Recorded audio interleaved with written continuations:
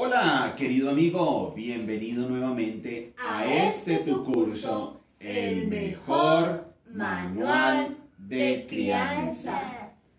Estamos como familia nuevamente reunidos frente a la Biblia.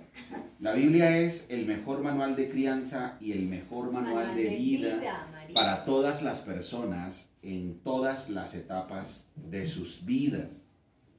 Estamos en una serie maravillosa, la serie de ya que hemos llamado Integridad y Autoridad, que está basada en la segunda carta del apóstol Pablo a los Corintios. Integridad y autoridad. Estamos avanzando, aprendiendo muchísimos significados, reflexionando mucho, porque la Biblia definitivamente nos muestra qué camino seguir, qué camino tomar. Así es, Daniel.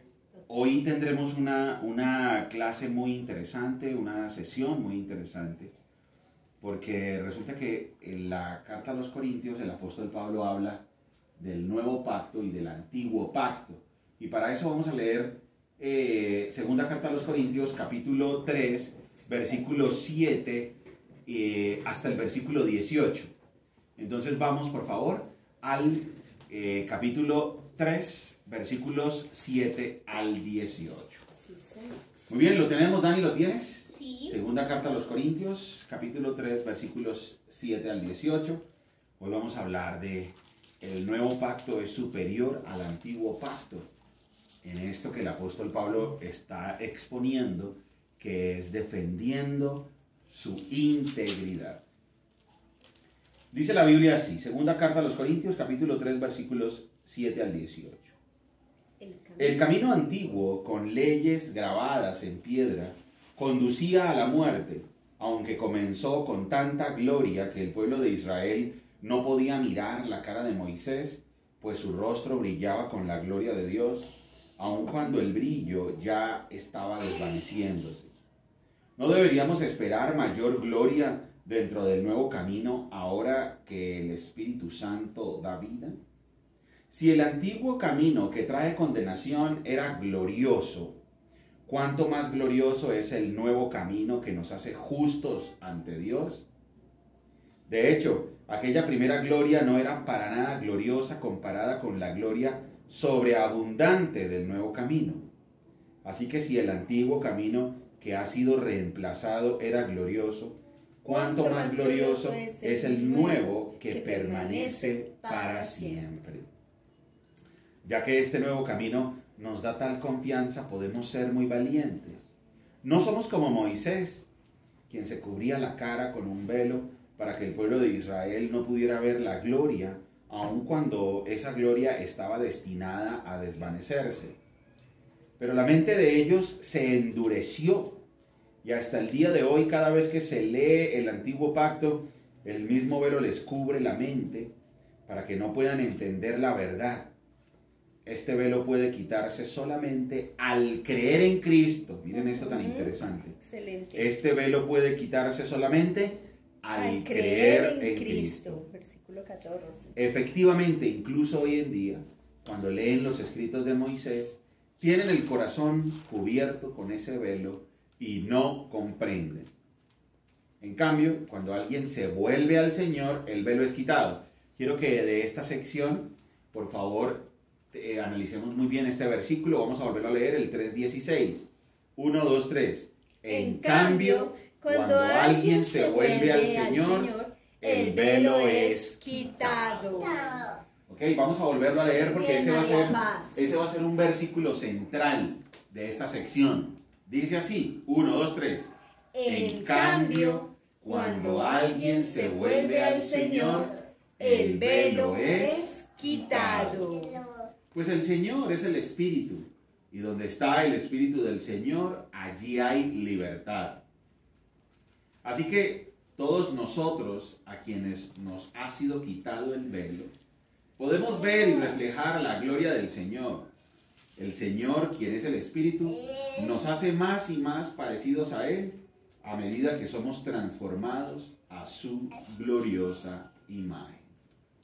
Esta sección del capítulo 3, versículos 7 al 18, es una sección donde el apóstol Pablo compara y contrasta el antiguo pacto con el nuevo pacto. Compara la gloria del nuevo pacto con la gloria del antiguo pacto. Y por eso al volver a leer el versículo 16, dice, en cambio cuando alguien se vuelve al Señor el velo es quitado. Y lo primero que nos debe quedar clarísimo hoy, Margie y Dani y María Paz, sí, es que pertenecer a Cristo, estar unidos a Cristo, es volvernos del pecado y hacer las paces con Dios. Y ese proceso se llama arrepentimiento. ¿El nuevo pacto entonces qué es? El nuevo pacto es un llamado al arrepentimiento. Vuelvo y lo repito. ¿El nuevo pacto qué es?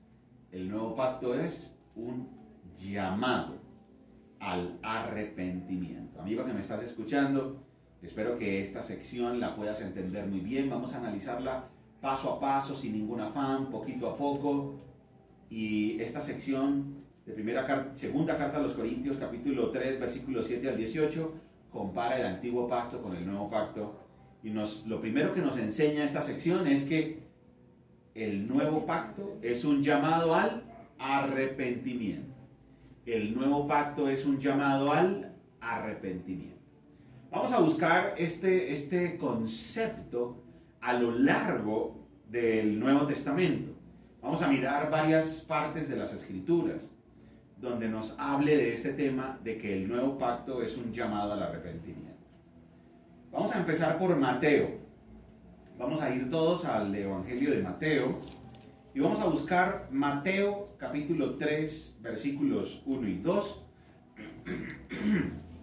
Perdón, vamos a ir a Mateo capítulo 3 versículos 1 y 2.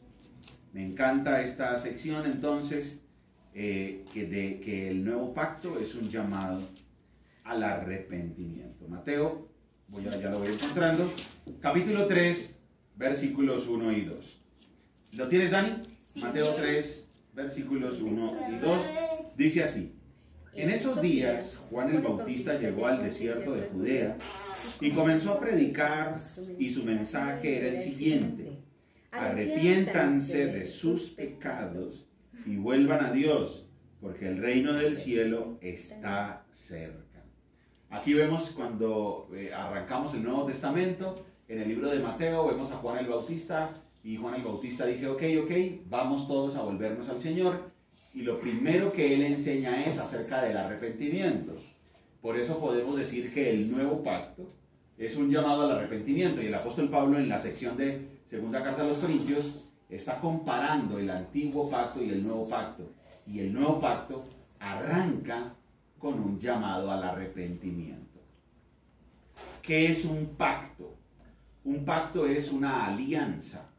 Un pacto es un contrato. Un pacto es un acuerdo.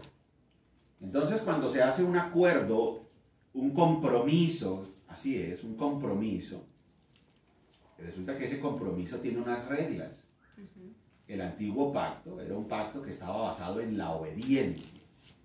O sea, la relación correcta con Dios, de acuerdo al antiguo pacto, hacía un énfasis en la obediencia, y si se desobedecía ese antiguo pacto, había un castigo. Sin embargo, ese antiguo pacto lo que hacía era mostrar la necesidad del hombre de Dios. El hombre necesitaba desesperadamente relacionarse con Dios. Y entonces el antiguo pacto, ¿qué hacía? El antiguo pacto llevaba al hombre a que se rindiera ante Dios, porque era imposible obedecer esas leyes. Y ahora tenemos el nuevo pacto, y el nuevo pacto es relacionarse con Dios con la confianza absoluta de que somos justificados gratuitamente por la fe. Sin embargo, este nuevo pacto, para que se aplique, para que funcione, para que de verdad tengamos la relación correcta con Dios, entonces este nuevo pacto tiene que venir, número uno, guiado por una actitud de arrepentimiento. O sea, alguien que afirma ser cristiano, pero que no se ha arrepentido de sus pecados, pues no es cristiano. Alguien que afirma tener una relación correcta con Dios, pero no está arrepentido de su manera de vivir pecaminosa, pues entonces no tiene una relación correcta con Dios. No está en el nuevo pacto. Vamos a buscar otros textos bíblicos. Vamos a seguir en Mateo. Y ahora vamos a ir a Mateo 21:32. Ahí mismo en el Evangelio de Mateo. Mateo capítulo 21, versículo Mateo 21:32. Dice así: pues Juan el Bautista vino y les mostró a ustedes la manera correcta de vivir, pero ustedes no le creyeron. Mientras que los cobradores de impuestos y las prostitutas sí le creyeron. Aún viendo lo que ocurría, ustedes se negaron a creerle y a arrepentirse de sus pecados. Miren la gran diferencia entre los que creyeron en Cristo y los que no. Los que no creyeron en Cristo no estaban dispuestos a arrepentirse. Fíjense que aquí el autor está diciendo, ustedes se negaron a arrepentirse. ¿Ustedes quiénes? Ya cuando pasamos por el mejor manual de crianza, ya por Mateo, ya sabemos que eran los líderes religiosos.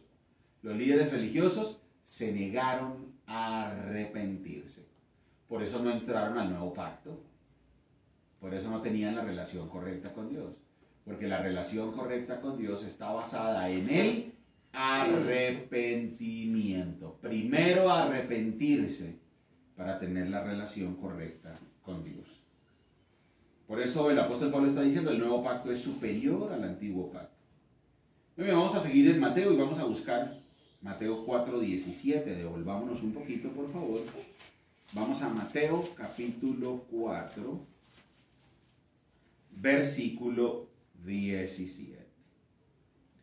Dice la Biblia, a partir de entonces, Jesús comenzó a predicar, arrepiéntanse de sus pecados y vuelvan a Dios, porque el reino del cielo está cerca. Nuevamente aquí tenemos entonces otro pasaje bíblico que nos dice, arrepiéntanse. Arrepiéntanse de sus pecados y vuélvanse a Dios. Querida familia y querido amigo que me estás escuchando, el nuevo pacto entonces es un llamado al arrepentimiento. Muy bien, vamos a seguir buscando ahora, vámonos con Marcos. A ver en Marcos si hay alguna referencia al arrepentimiento.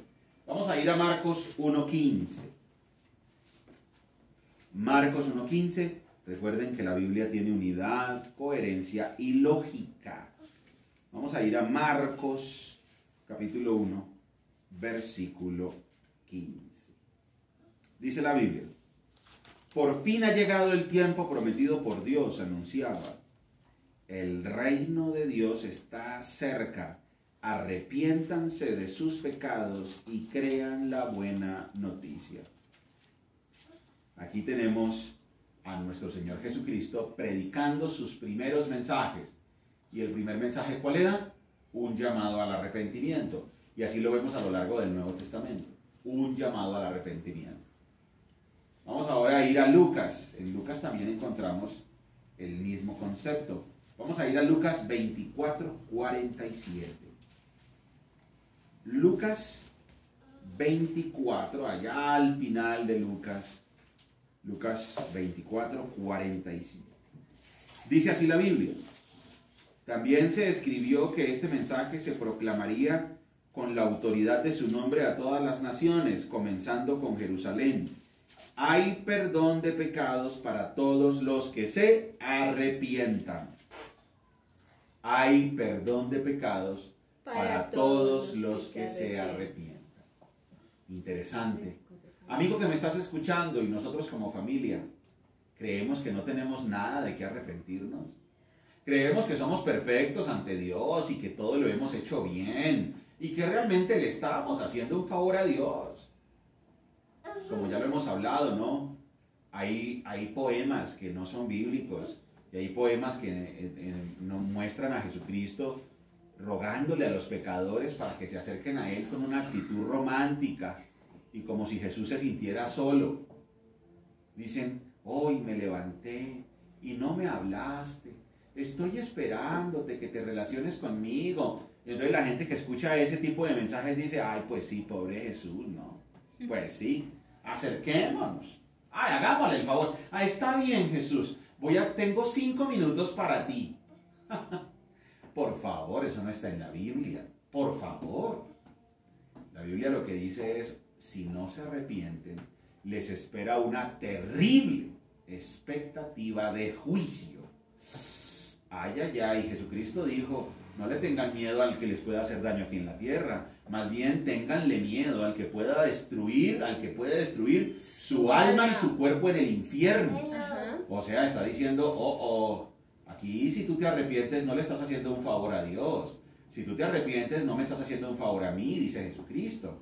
Lo que la Biblia dice es, arrepiéntete para que no seas condenado. Querido amigo que me estás escuchando, si tú estás arrepentido, entonces has dado el primer paso para relacionarte de manera correcta con Dios. Si yo, Daniel, estoy arrepentido, entonces he dado el primer paso para relacionarme de manera correcta con Dios. Vamos a ir al Evangelio de Juan. ¿Qué tendrá el Evangelio de Juan que decirnos? Vamos a ver si encontramos alguna cita bíblica que nos hable de arrepentimiento. En Juan. ¿Cuál dices tú, Margie?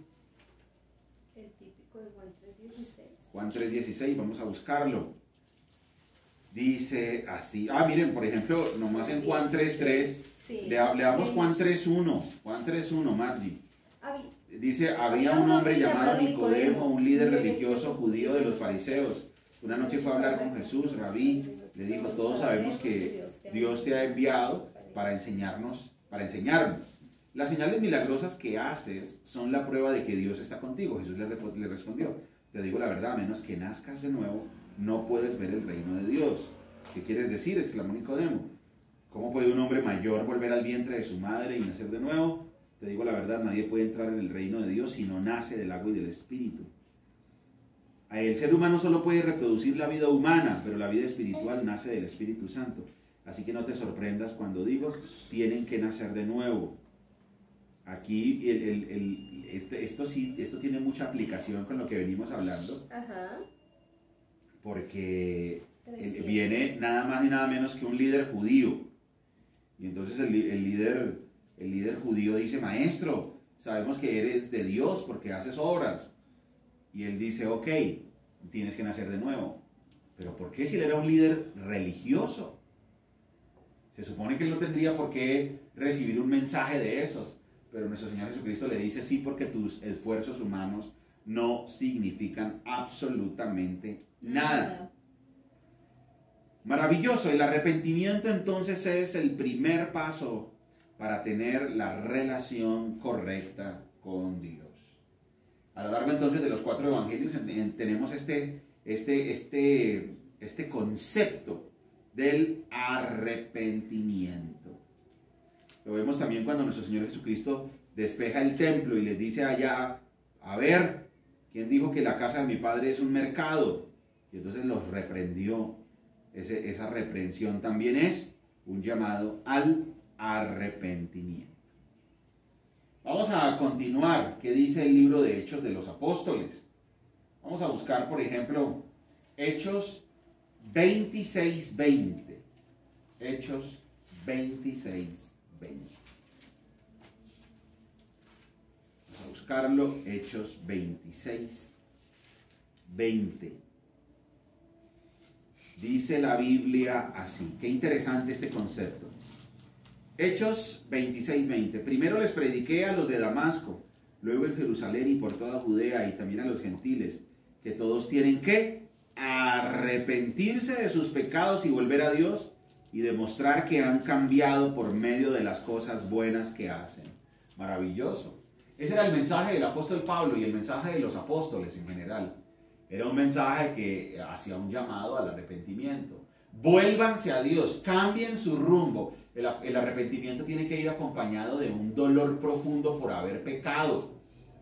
Y aquí dice demostrar que han cambiado. Y tienen que demostrar que han cambiado. O sea, como que su comportamiento sea... Correcto, las evidencias del arrepentimiento están en la conducta.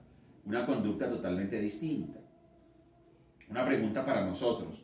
Sí. ¿Creemos que le hacemos un favor a Dios cuando nos acercamos a Él? ¿Creemos que ese es simplemente un área de nuestra vida?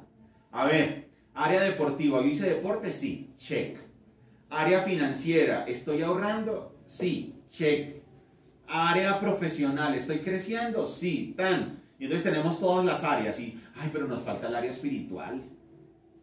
Entonces, ay, ¿qué hacemos? Ay, pues hagamos una cosa. Ay, hay unas oraciones que son buenísimas. Hagámoslas. ¿Listo? Entonces, hacen unas oraciones y ya, área espiritual, check. Así no funciona. Así no funciona. La Biblia claramente dice, es todo o nada. En todo el tiempo. Es todo o nada. O sea, ¿es el centro de la vida Cristo? ¿Es el centro de la vida Dios o no es? No es una actitud religiosa donde se le haga un favor a Dios. O hay unos que buscan a Dios para recibir. Es, ay, bueno, yo doy para que me dé. Yo lo busco para que me solucione. Tampoco funciona así. Eso no es arrepentimiento. El arrepentimiento es dolor por haber pecado y volverse a Dios reconociendo que no merecemos absolutamente nada y que dependemos de su misericordia y de su gracia. Interesante.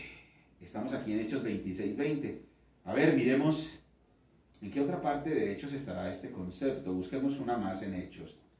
Vamos a buscar Hechos 17:30. Vamos a Hechos 17:30. En la antigüedad Dios pasó por alto la ignorancia de la gente acerca de estas cosas, pero ahora Él manda que todo el mundo en todas partes se arrepienta de sus pecados y vuelva a Él. Otra vez, aquí está el apóstol Pablo predicando arrepentimiento. En la antigüedad. Entonces, claro, aquí está diciendo, bueno, es el momento de la salvación, es el momento del nuevo pacto. Sin embargo, el primer paso, ¿cuál es? Arrepentimiento. Vamos a buscar en Romanos. ¿Qué nos tiene que decir la Biblia de pronto allá en Romanos?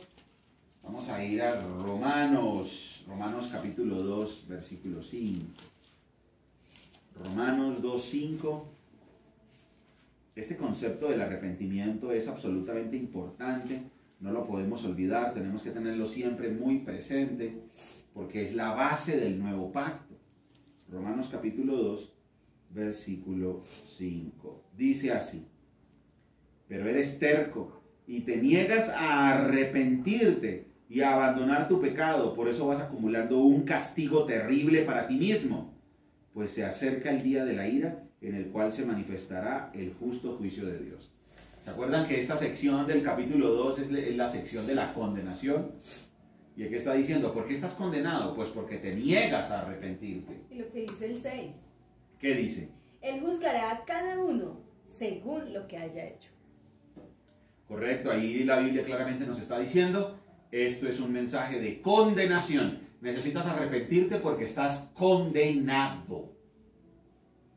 Maravilloso, la Biblia definitivamente tiene unidad, coherencia, lógica. La Biblia es la palabra de Dios, la Biblia es la que nos guía. Vamos entonces nuevamente a nuestra lectura. Vamos a ir nuevamente a segunda carta a los Corintios, capítulo 3, versículos 17 al 18. Esta sección de la segunda carta a los Corintios, recordemos que es la sección de la integridad, donde el apóstol Pablo está demostrando su integridad. Y aquí en este caso, él está hablando de que él es un ministro del nuevo pacto. Él es un ministro del nuevo pacto. Vamos a segunda carta a los Corintios, capítulo 3, versículos 7 al 18. ¿Lo tienes nuevamente, Dani? Sí. Muy bien, dice la Biblia así. El camino antiguo, con leyes grabadas en piedra, conducía a la muerte, aunque comenzó con tanta gloria que el pueblo de Israel no podía mirar la cara de Moisés, pues su rostro brillaba con la gloria de Dios, aun cuando el brillo ya estaba desvaneciéndose. ¿No deberíamos esperar mayor gloria dentro del nuevo camino ahora que el Espíritu Santo da vida? Si el antiguo camino que trae condenación era glorioso, ¿cuánto más glorioso es el nuevo camino que nos hace justos ante Dios? De hecho, aquella primera gloria no era para nada gloriosa comparada con la gloria sobreabundante del nuevo camino. Así que si el antiguo camino que ha sido reemplazado era glorioso, cuánto más glorioso es el nuevo que permanece para siempre. Ya que este nuevo camino nos da tal confianza, podemos ser muy valientes. No somos como Moisés, quien se cubría la cara con un velo para que el pueblo de Israel no pudiera ver la gloria, aun cuando esa gloria estaba destinada a desvanecerse. Pero la mente de ellos se endureció y hasta el día de hoy, cada vez que se lee el antiguo pacto, el mismo velo les cubre la mente para que no puedan entender la verdad. Este velo puede quitarse solamente al creer en Cristo. Efectivamente, incluso hoy en día, cuando leen los escritos de Moisés, tienen el corazón cubierto con ese velo y no comprenden. En cambio, cuando alguien se vuelve al Señor, el velo es quitado. Pues el Señor es el Espíritu, y donde está el Espíritu del Señor, allí hay libertad. Así que todos nosotros, a quien nos ha sido quitado el velo, podemos ver y reflejar la gloria del Señor. El Señor, quien es el Espíritu, nos hace más y más parecidos a Él a medida que somos transformados a su gloriosa imagen. Y entonces miren, el apóstol Pablo está tocando este tema porque él, en el argumento de demostrar su integridad, él está diciendo, a ver, nosotros somos ministros de un nuevo pacto. Nosotros somos ministros de un nuevo pacto y ese nuevo pacto es un pacto que está dirigido y gobernado por el Espíritu Santo. Es un nuevo pacto que arranca con una actitud de arrepentimiento. Ese nuevo pacto no son estrategias humanas. Este nuevo pacto no tiene nada que ver con lo que haga el hombre para convencer al otro hombre. Este nuevo pacto tiene que ver con el Espíritu Santo que tiene la capacidad de transformar la vida de las personas. ¿Sí ven por qué el apóstol Pablo está argumentando acerca del nuevo pacto? Porque él lo que quiere demostrar con este argumento es que él es un ministro del nuevo pacto y que en el nuevo pacto la obra es de Dios. Miren lo que dice la parte final del capítulo 3, versículo 18. Dice así, el Señor, quien es el Espíritu, nos hace más y más parecidos a Él a medida que somos transformados a su gloriosa imagen. Qué interesante. Vuelvo a leerlo. Segunda carta a los Corintios, capítulo 3, versículo 18, parte final. El Señor, quien es el Espíritu, nos hace más y más parecidos a Él a medida que somos transformados a su gloriosa imagen. Esa es la buena noticia, el nuevo pacto. Y entonces el apóstol Pablo está diciendo, el nuevo pacto es un tema del Espíritu. No tiene nada que ver con las habilidades humanas. No tiene nada que ver con las estrategias humanas. No tiene nada que ver con lo que el humano quiere hacer, sino que tiene que ver es con lo que Dios hace en la vida de las personas. ¿Por qué el apóstol Pablo está diciendo eso? Porque está en su argumento demostrando su integridad y está diciendo, a ver, si nosotros somos ministros de un nuevo pacto, en ese nuevo pacto la obra completa es de Dios, en ese nuevo pacto la obra completa es del Espíritu Santo y el primer paso para entrar a ese nuevo pacto es el arrepentimiento. ¿Y quién produce una actitud de arrepentimiento? El Espíritu Santo. Es el Espíritu Santo. Eso no es que uno diga, ay, no sé, a mí me faltaron como palabras para que esa señora se arrepintiera. Ay, es que esa noche yo no estaba tan inspirado y por eso no pude ser como convincente. Ay, no, pero es que esos músicos que trajeron ese día, esos músicos no. Por eso es que mi amiga se aburrió y se fue. O me faltó decirle X cosa. Ay, es que me faltó decirle. ¿Quién dijo eso? Resulta que la Biblia claramente dice que el nuevo pacto, ¿quién hace la obra? El Espíritu de Dios. Desde el arrepentimiento hasta la salvación, todo lo hace el Espíritu de Dios. Y por eso terminamos la lectura diciendo, el Señor, quien es el Espíritu, nos hace más y más parecidos a Él a medida que somos transformados a su gloriosa imagen. Muy bien, amigo, recuerda que somos Margie y Daniel, familias saludables, familias que se enfocan en lo importante. ¡Chao!